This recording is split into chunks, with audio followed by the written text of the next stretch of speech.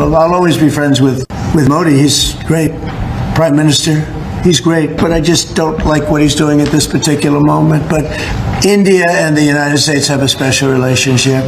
There's nothing to worry about. We just have moments on occasion. जो focus दुनिया भर का भी रहा और ख़ास तौर पे भारत के अंदर भी वो यूँ महसूस होता था, ख़ास तौर पे भारत का मीडिया देख के कि ये शंघाई कोऑपरेशन ऑर्गेनाइजेशन की समिट नहीं है बल्कि रिक की समिट है, रशिया, इंडिया, चाइना। सूनर और लेटर इंडिया वापस डोनाल्ड ट्रंप और अमेरिका के कैंप में वापस एक पांव रखेगा और अपने जो मसाइल हैं अमेरिका के साथ उनको हल करेगा। इंडिया की कलाई मरोड़ रहा था अपने ईगोसेंट्रिक नार्सिसिस्ट रवैये की वजह से, क्योंकि इंडिया ने मुझे पाकिस्तान के मामले में क्रेडिट नहीं दिया। डोनाल्ड ट्रंप ने लिया है अचानक एक यू टर्न और यू टर्न में कहा है कि नहीं ऐसी कोई बात नहीं है, इंडिया को हमने नहीं खोया है, इंडिया हमारा एक सबसे प्रमुख कंट्री था, है और रहेगा। ये डोनाल्ड ट्रंप जो है ना वो अपनी सियासत चला रहा है विच इज कंप्लीटली अनइंस्टीट्यूशनल और वो बिल्कुल पर्सनल लेवल के ऊपर वो करता है। आज वो डीपेस्ट डार्केस्ट चाइना कह रहा है, कल चाइना के साथ वो सेटलमेंट कर ले। ट्रंपू पूरा पागल हो गया है। ट्रंपू जो है वो एक धोखा खाए हुए प्रेमी की तरह तड़प रहा है, जिल्टेड लवर जिसको बोलते हैं। नमस्कार दोस्तों ट्रंप ने अब यू टर्न ले लिया है बहुत बड़ा और उसने कहना शुरू कर दिया है सॉरी मोदी जी। अब ये पुरानी जो रिश्ते थे मोदी जी के साथ उसको याद करने लगा है, थोड़ा इमोशनल हो रहा है और जैसे कि आप देख सकते हैं कि किस तरह के कमेंट लोग कर रहे हैं। अब इस समय पाकिस्तानी पूरी तरह से शॉक्ड हैं और पूरी तरह से पाकिस्तानियों की नज़र भी है। दरअसल पाकिस्तान का नुकसान दोनों तरफ है। अगर भारत और अमेरिका ज़्यादा क्लोज आते हैं तो पाकिस्तान इसे पसंद नहीं कर रहे हैं और भारत और चीन ज़्यादा क्लोज आते हैं तो भी पाकिस्तान को डर है कि भाई हमारे जो एक सपोर्ट मिलता था वो ख़त्म हो जाएगा।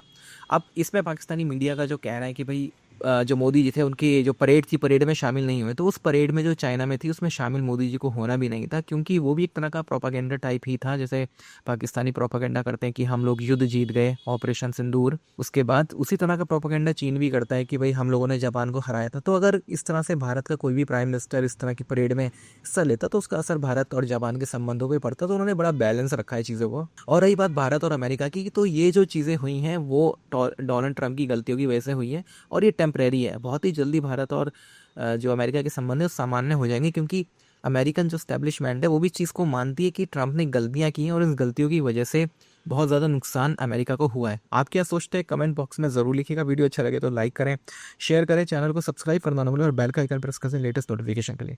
आइए आगे बढ़ते हैं इस वीडियो में। तो बहुत ज़्यादा खुशियां मनाई जा रही हैं कि चीन में होने वाला जो एससीओ का सरबराही इजलास था इसमें बड़ी कामयाबियां मिली हैं भारत को और सो कॉल्ड पाकिस्तान को बड़ा साइड लाइन लगा दिया गया है।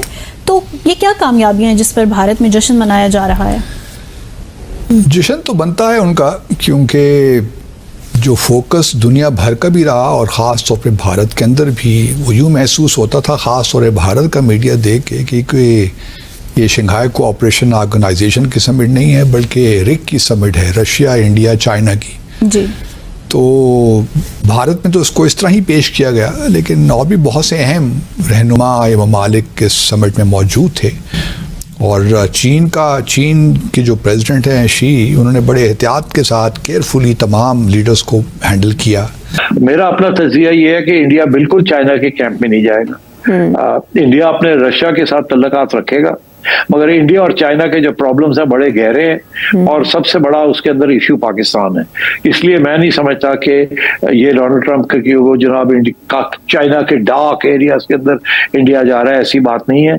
मेरा ये याद रखिएगा, मेरा क्लिप रखिएगा, ये सूनर और लेटर इंडिया वापस डोनाल्ड ट्रंप और अमेरिका के कैंप में वापस एक पांव रखेगा और अपने जो मसाइल हैं अमेरिका के साथ उनको हल करेगा।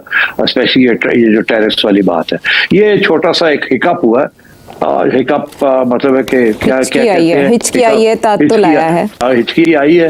डोनाल्ड ट्रंप ने कोई बेवकूफ सी बातें की हैं जिसकी वजह से नरेंद्र मोदी ने अपनी इज्जत बचाने के लिए ये काम किया है, मगर इसका ये मतलब नहीं है कि वो इस कैंप के अंदर जा रहा है। अगर उस कैंप में जाना होता फिर वो जो परेड थी जो अमेरिका के लिए दिखाई गई थी उसमें भी जाके शिरकत करता, मगर उन्होंने एक कदम लिया है, दूसरा कदम नहीं लिया, और उसके बाद वो उठ के जापान जा रहे हैं जहां अमेरिका का अड्डा है। तो मतलब है कि इंडियंस इतने भी बेवकूफ नहीं है कि एक छोटी सी बात के ऊपर वो कूद जाएं किसी और कैंप में जहां उनको कुछ नहीं मिलना उस कैंप के अंदर। वो तो चाहेंगे कि ये अमेरिका से दूर हो, मगर उस कैंप के अंदर वो ना चाइना इनको कुछ दे सकता है, ना रूस दे सकता है, ओवर एंड अबव जो ऑलरेडी मिल रहा है। और छोटे मोटे तो कंसेशन चाइना ने ऑलरेडी दे ही दिए, मगर उनके जो बॉर्डर इश्यूज है ना, तिब्बत का इश्यू है और हिमाचल प्रदेश का जो इश्यू है वो बहुत सीरियस है, वहां इतनी जल्दी सेटलमेंट नहीं होने वाली। और वो जो मेन प्रॉब्लम जो है वो तो पाकिस्तान है। एक चाइना तो पाकिस्तान का जो रिलेशनशिप है उसके अंदर कोई दरार नहीं डाल सकता। और SCO में अंदर आपने देखा कि जहां इंडिया ने पहलगाम की बात की है, इन्होंने दूसरी बात कर दी था बलूचिस्तान के अंदर जो दहशतगर्दी हो रही है। और सबसे इंपॉर्टेंट बात यह है कि बलूचिस्तान के अंदर जो दहशतगर्दी हो रही है और जो TTP वाले कर रहे हैं और VLA कर रहे हैं, वो चाइना को टारगेट कर रहे हैं। तो और चाइना को पता है कि इनको फंडिंग जो है वो इंडिया की तरफ से आ रही है। प्रेसिडेंट ट्रंप को सारा लग गया है कि भाई हुआ क्या, कि मैं तो इंडिया की कलाई मरोड़ रहा था अपने ईगोसेंट्रिक नार्सिसिस्ट रवैये की वजह से, क्योंकि इंडिया ने मुझे पाकिस्तान के मामले में क्रेडिट नहीं दिया और इंडिया ने कहा कि हमारा तो बायलैटरल मामला है, जबकि पाकिस्तान ने तो नॉमिनेट कर दिया नोबेल प्राइज़ के लिए। इंडिया ने कहा कि आपका कोई रोल ही नहीं है मिस्टर ट्रंप, तो उन्होंने कहा तुम्हारी ऐसी कि तैसी।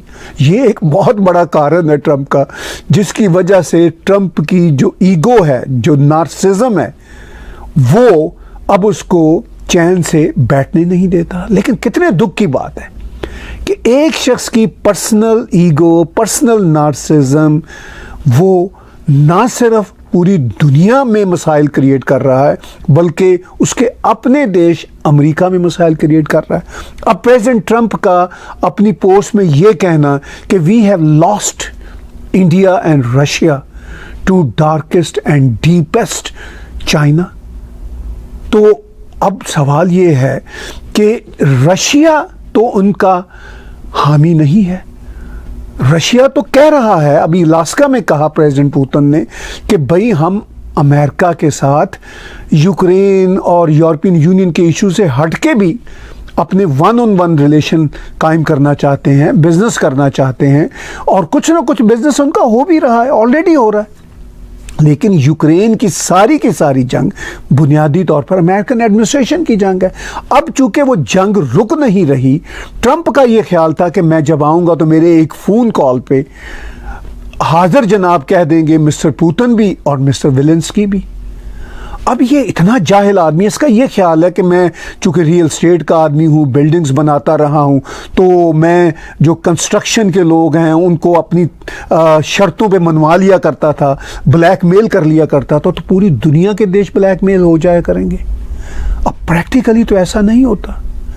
अब वो जो कारोबार जिन टर्म्स पे ट्रंप करता रहा, वो टर्म्स ही और हैं, दुनिया का जियो पॉलिटिक्स ही कुछ और तरह का है।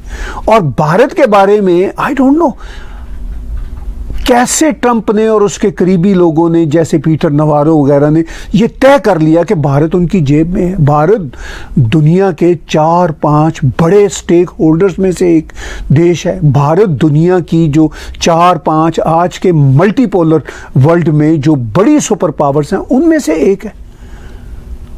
और अब इसी मसला पे जो ट्रंप ने पोस्ट किया, भारत